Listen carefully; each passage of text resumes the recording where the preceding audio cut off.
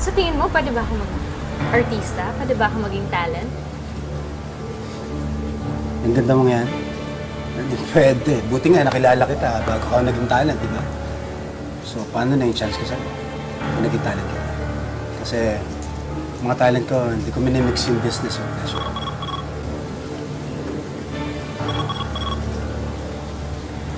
Excuse. Hello. May ka na tumawag. May ka-meeting lang ako, okay?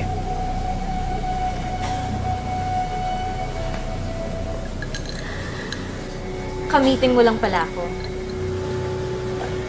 Hindi. Siyempre, pinsan ko yung tumatawag. Pag sinabi ko iba, kukulitin lang ako niya, kaya sinabi ko ka-meeting ko.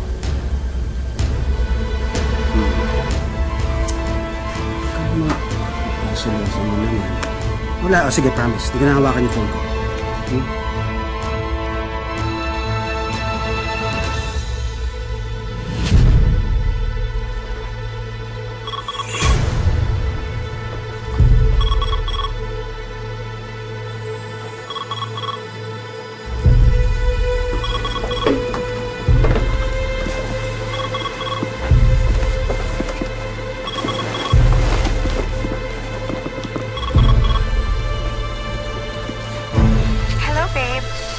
Saan ka na?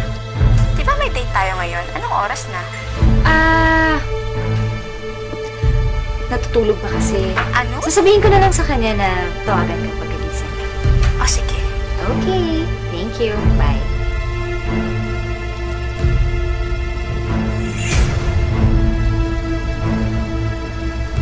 Pare-pareho lang kayo mga lalaki.